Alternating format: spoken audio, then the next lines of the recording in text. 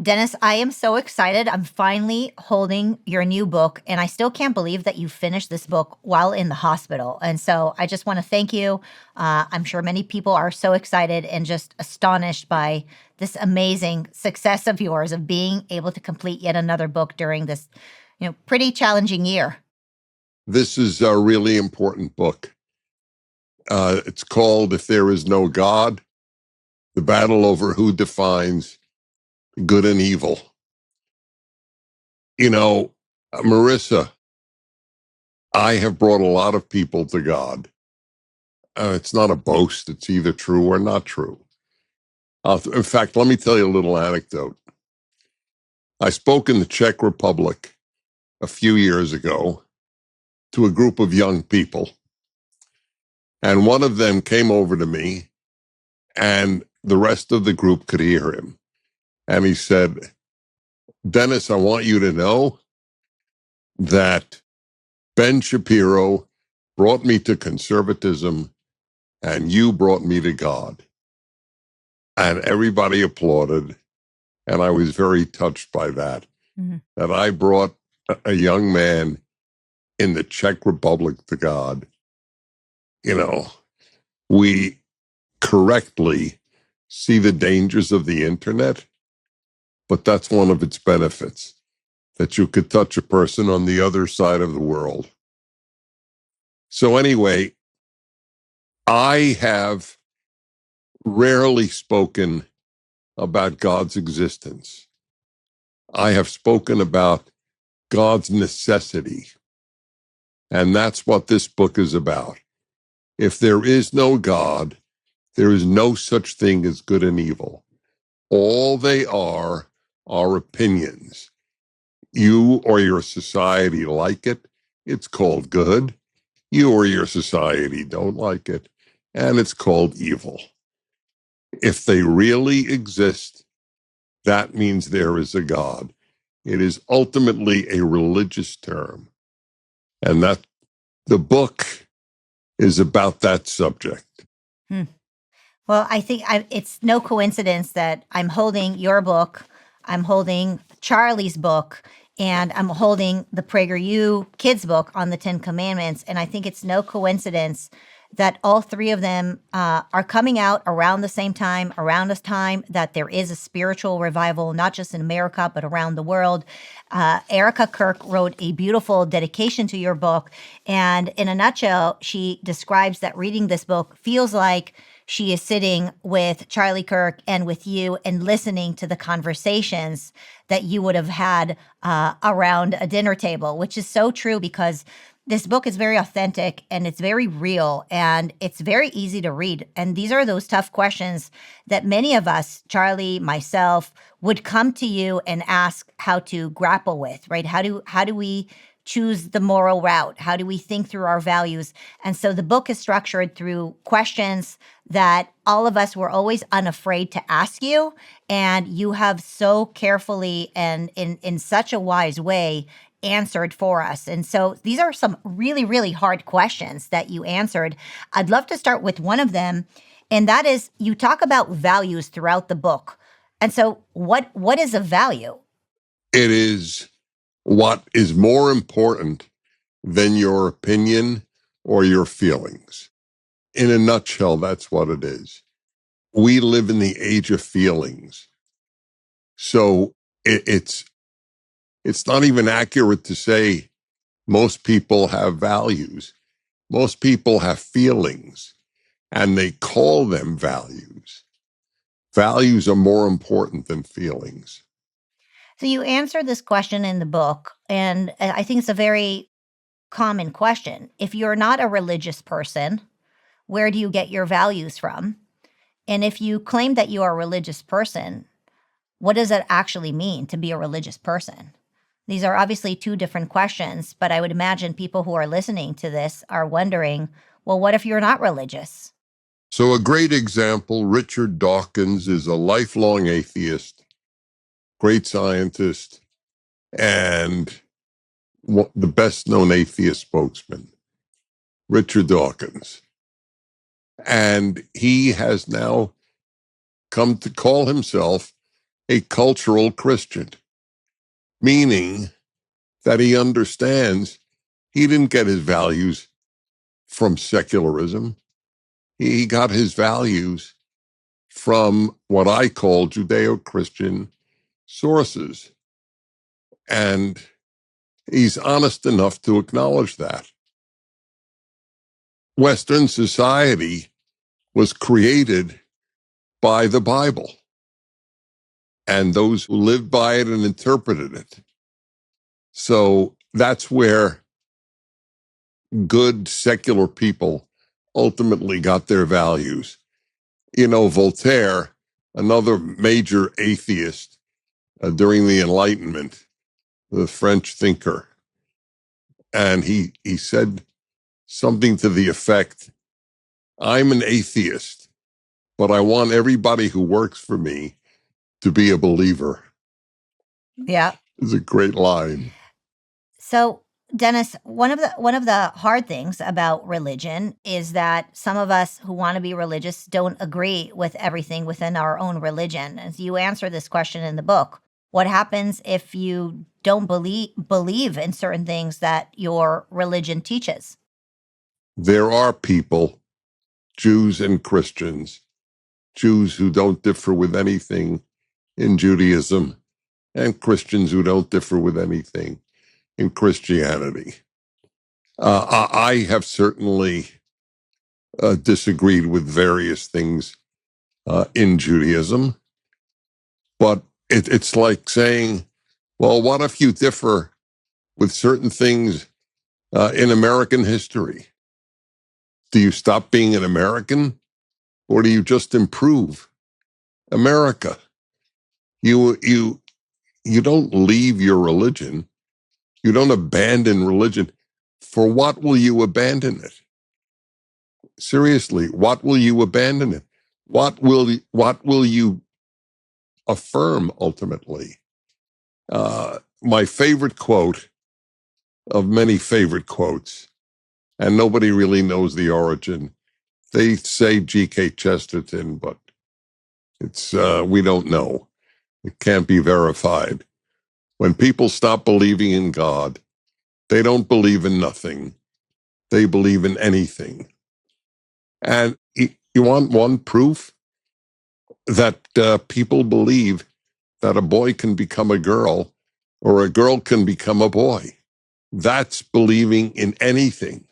So when you think of the absurdities that it's moral and fair for a biological male to compete in women's sports because they're really women. I mean, the absurdities, or poverty causes crime, which is believed by hundreds of millions of people, which is as absurd as men can become women. If poverty caused crime, the world would be engulfed in crime because there are so many poor people. You know what? I'll never forget. I heard poverty causes crime when I was in elementary school. And I thought of my grandparents on my father's side who were very, very poor. My father completely supported them. I thought, gee, my grandfather, he doesn't rape, he doesn't murder, he doesn't mug. The thought that he would do that was a joke. It was inconceivable, but he was quite poor. That's when I knew that was a lie, that's why people do such things. So the amount of nonsense that secularism has bred is one of the themes of the book. You talk all the time about the importance of having religion in raising children. And I'm wondering, do you think that a child should choose their own religion? Right. So this is not many people agree with me on this one, including many of my many supporters. But part of the reason that they support me is they know that I'll say what I truly believe. I've gotten calls on my radio show. Dennis, how do I find true religion? And I've never used that term. To me, true religion is the religion that produces good, God-fearing people. And therefore, I don't go further than that in assessing true religion. Because if there's such a thing as true religion or the true religion, then there's no issue of faith. Mm. The very fact that people say, I believe in, they don't say, I know, they say, I believe. And one of the most amazing lines in Deuteronomy, the most quoted book by the founders, incidentally, and I wrote it in my commentary, The Rational Bible on Deuteronomy. There is a sentence there that God has, let's see, I'm trying to translate from the Hebrew. God has given the stars and in the sky to various nations for them to worship. In other words, God doesn't believe that they're true, but the Hebrew Bible does not judge people on the basis of their faith. It judges them on the basis of their behavior. When I think of all the religious people who did evil, did they have a true religion? I mean, was that true religion? No, it's absurd. So that's with regard to adults. And with regard to children, the notion, let them choose their religion. So what are you going to give them?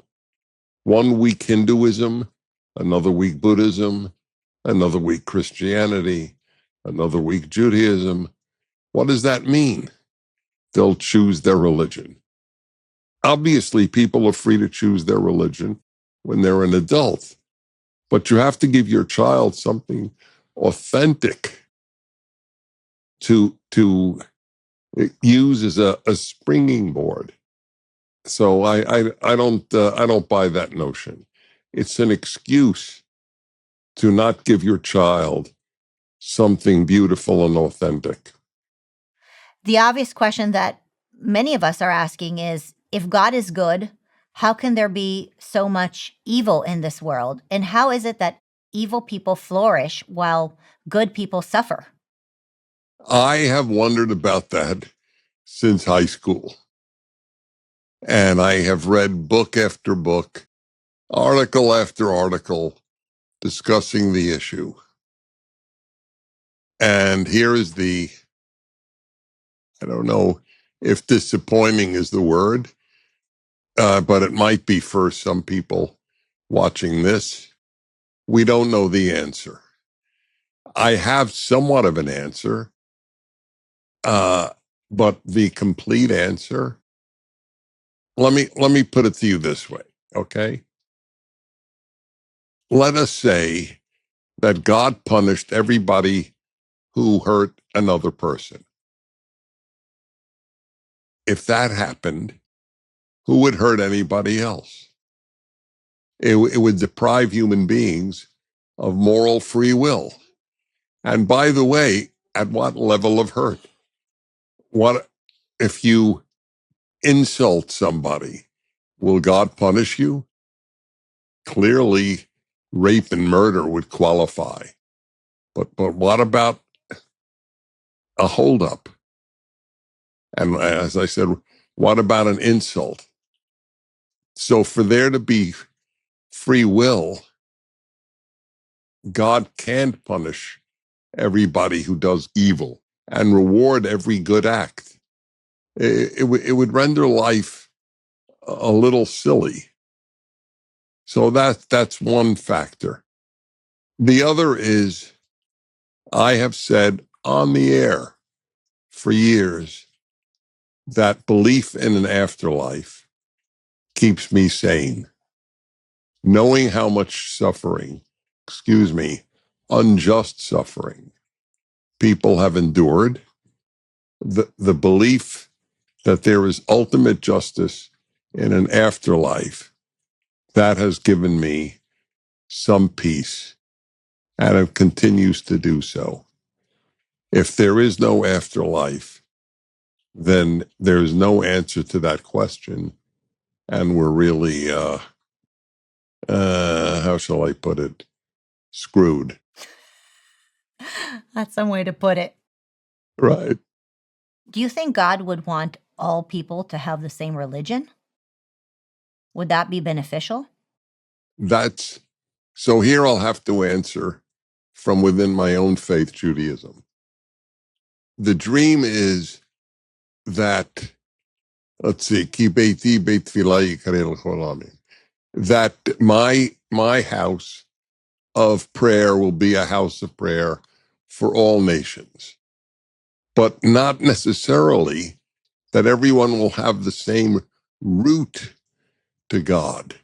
So long as it ends up with God,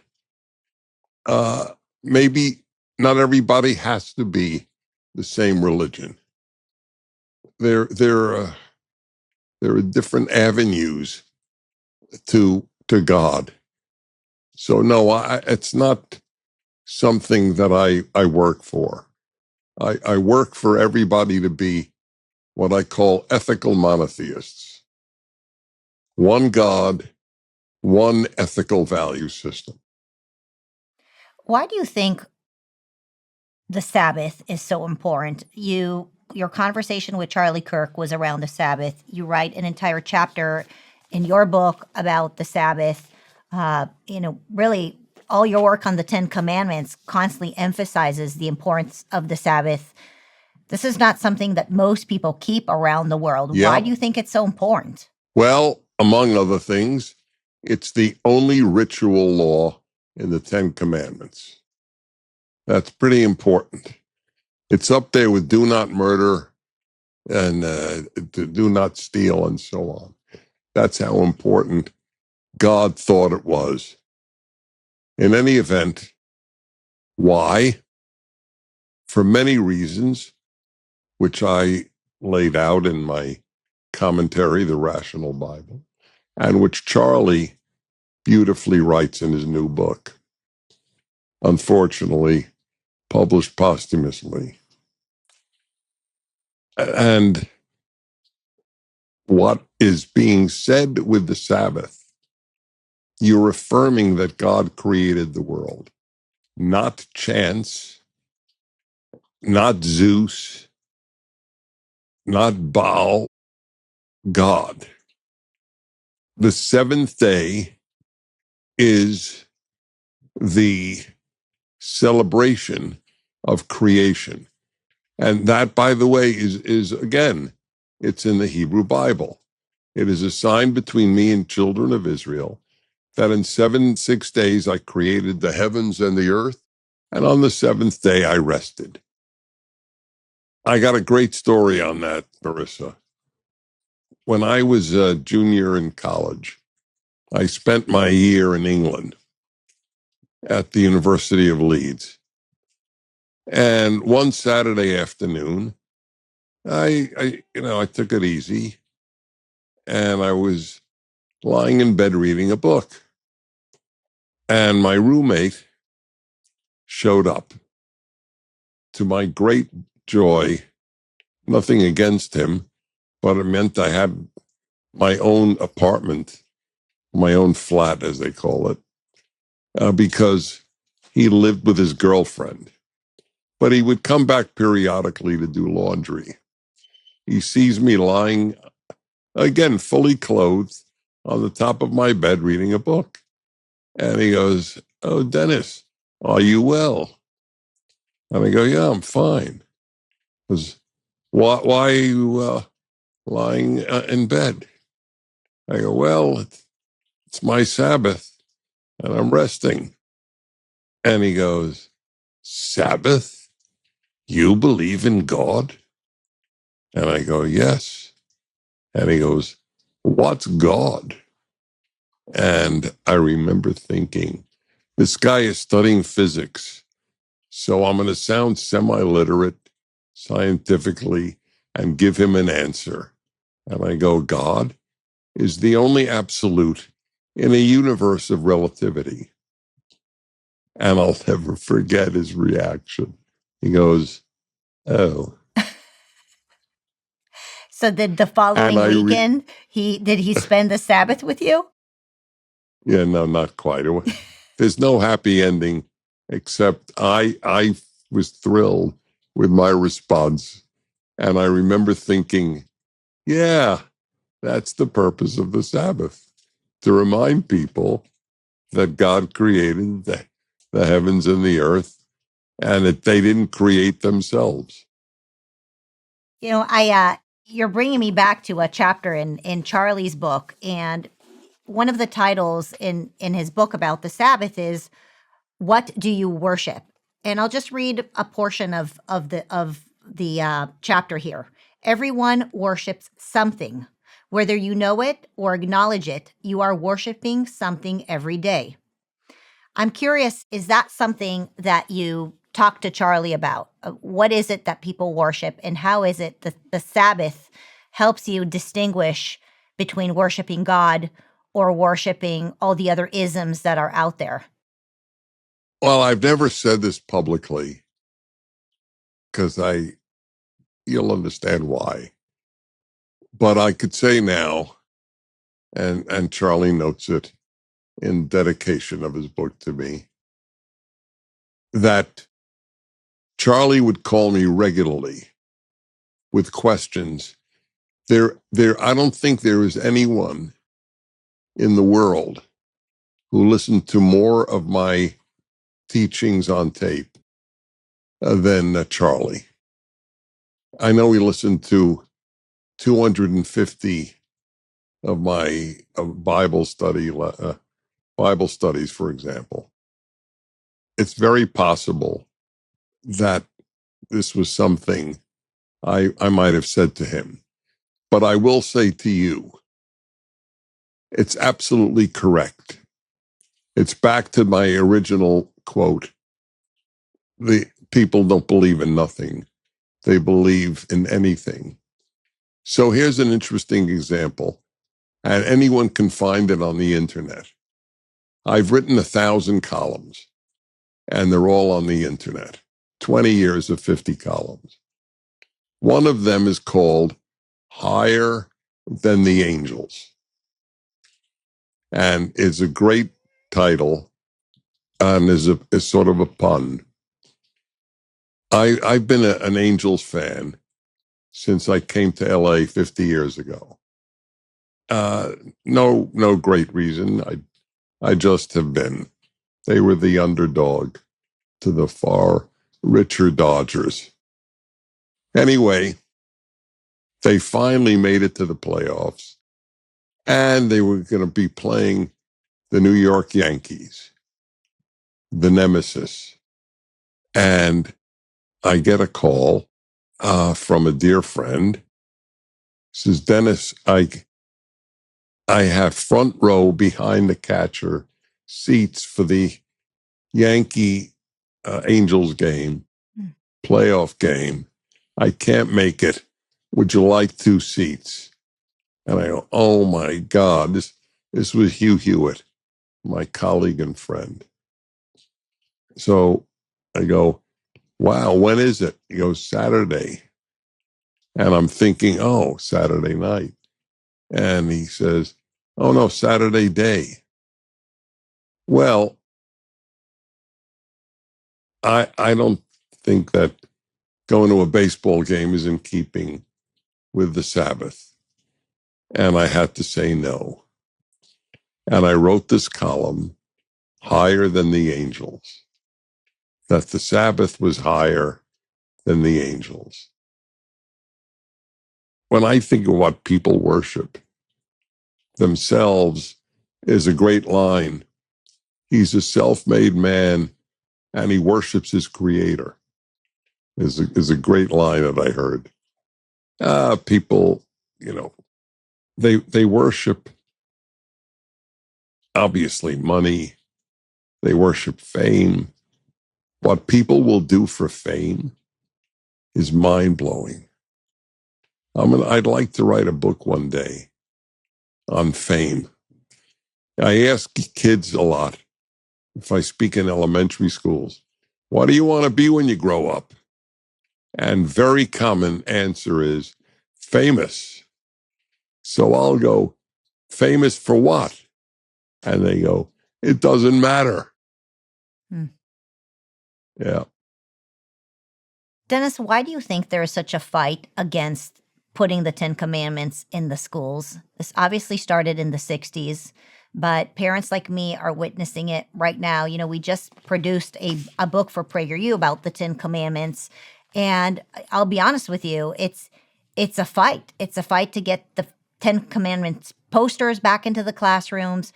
It's surprising because I don't understand, why would anybody be against us teaching do not murder or honor God, honor the Sabbath, keep the Sabbath.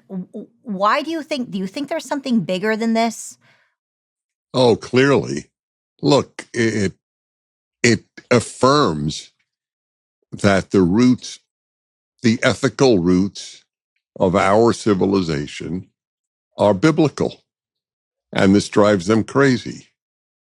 They want to think that we evolved women's rights and human rights and democracy and all the other things of Western civilization without roots. We just developed them. They don't want to acknowledge this.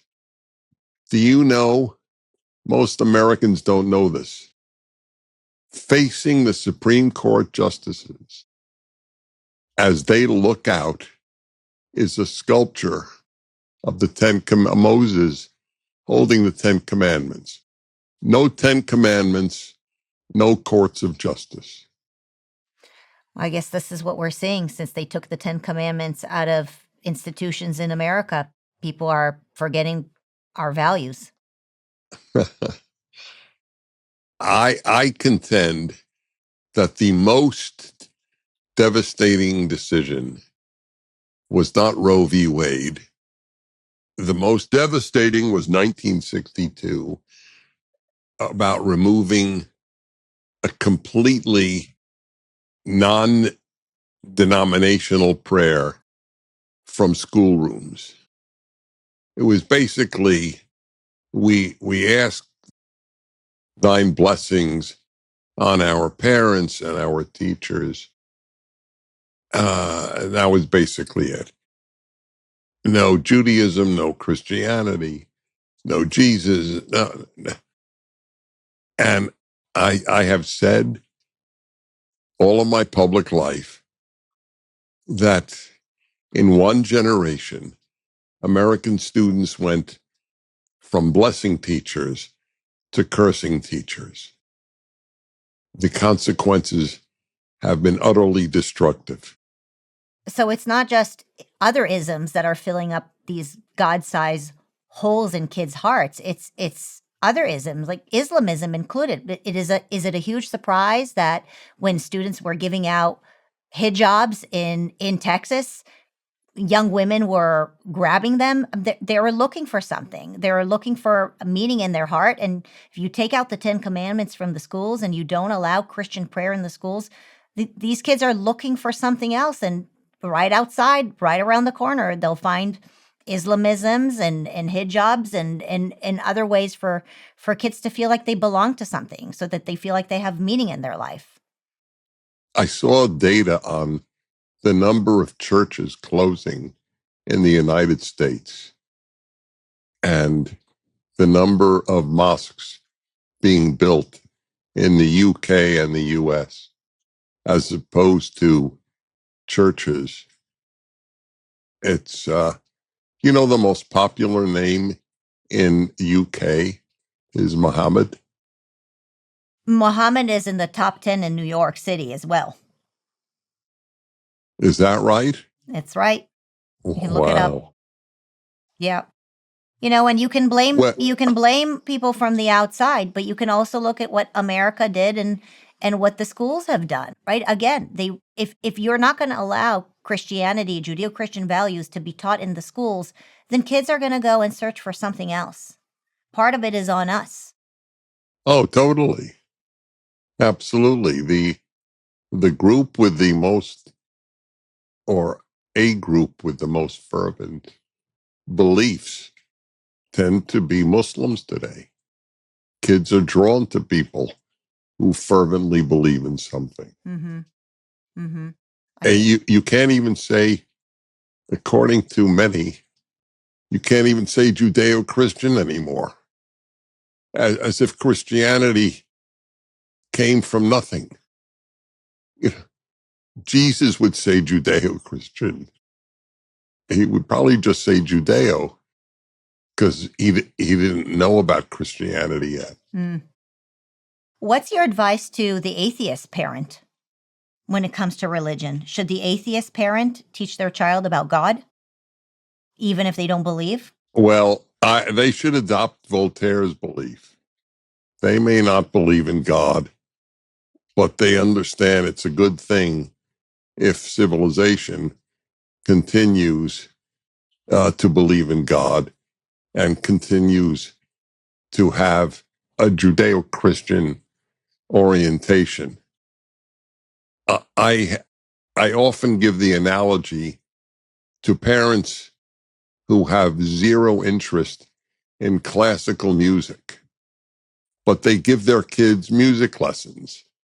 They know it's good for them, even though they couldn't spell Beethoven, let alone identify anything he wrote. The same thing with religion. I want to ask you a really hard question. And you have it in your book, and I really contemplated whether I should bring it up or let the listeners go and read it in the book. But I think many people who are Jewish are thinking about this, especially during these times where surprisingly it's become dangerous yet again to be a Jew, even in America.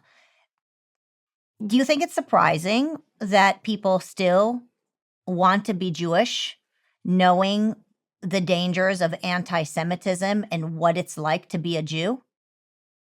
I have told the following story for at least 30 years.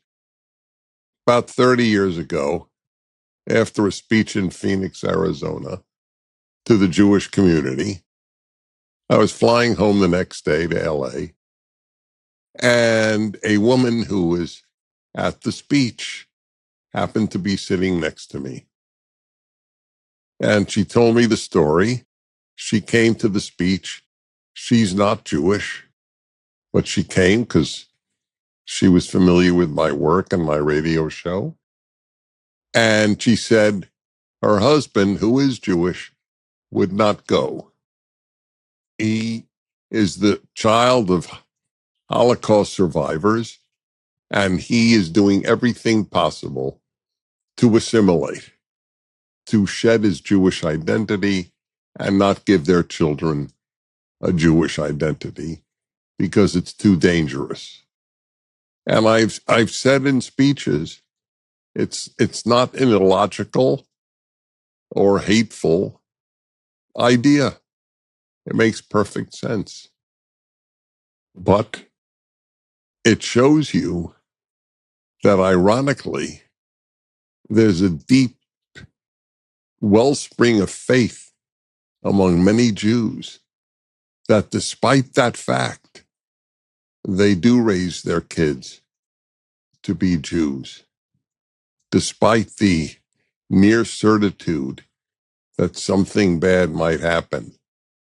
As it says in the Passover Haggadah, the Passover service written about, much of it written about nearly 2,000 years ago. In every generation, somebody arises to annihilate us, not oppress us, not enslave us, annihilate us. That's quite something. So this realization is this age old. I have to say that the belief in anti-Semitism, that Jews are this tiny, tiny group of human beings, are going to run the world, and we have to get rid of them as a result. It merely reinforces in me the truth, or better, the validity of Judaism.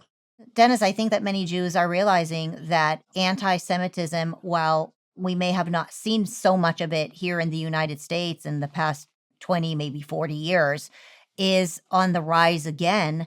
And some Jews may feel like assimilating and entirely and even, losing their Jewish religion is a solution. Most Jews, I've noticed, the more the Jews have been attacked, the more Jewish they've become. There are many people who actually did not go to synagogue and did not get engaged in Jewish life and not even find any sort of curiosity about what it means to be a Jew until October 7th happened, until the attacks happened, until some folks on the right have started attacking where they feel like they're attacked from both sides. It's surprising that Jews wouldn't just say, you know what, I give up. I don't want to be Jewish anymore. Let me just, live in peace. But the more they get attacked, the more Jewish they become. Yeah, there is, as I said, a wellspring of faith that Jews are not identified with. But this is proof of it. Jews are attacked for believing they're the chosen people, which has never, ever, for a moment, meant superior to anybody else. It just meant chosen. That God chose a certain group to reveal himself to. It was the Jews who got the 10 Commandments, not the Babylonians, not the Assyrians, not the Greeks, and so on. And the Jews have a mission to spread God and his ethics to the world. So I pointed out that everybody thinks it's rational in some way to hate Jews because they believe they're chosen. But I said almost every group thinks that. The Chinese think they're the center of the universe. That's what China means. It means middle kingdom. It's the kingdom in the middle of the world. The Japanese believe that they're the land of the rising sun. They get the sun first in the world. That's why there's a sun on the Japanese flag, and so on.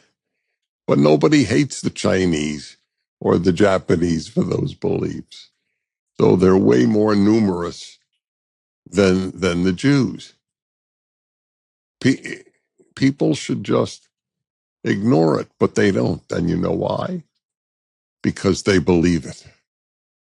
That's why. They believe, those who hate the Jews believe that the Jews are chosen. That's right. Exactly. The oldest trick in the book in creating a populist movement was to create an inside group and an outside group. And if you're creating populist movement, the easiest group to put on the outside is the small group whose name everybody knows. And so you saw Rome going after the Jews. You saw the USSR going after the Jews. Obviously, Nazi Germany went after the Jews. Even more recently, 47 years ago, the Iranians, right? They went after the Jews. And every single one of them has failed the test. It's as if God or the universe keeps choosing the same group to put the humanity to a test, and humans keep failing at it in the effort of creating an insider group and an outsider group, and using the Jews as the outsider group to try to gain power and control. I look at everything through the lens of an educator. And so to me, it just seems like God is constantly testing humanity and humans are constantly failing at it miserably. You got it. I couldn't have said it better. I want to wrap it back into the important message in your book because the world needs a lot of healing, right? We're talking about tests that are maybe given by God, or maybe it's just the same mistakes that humans constantly make.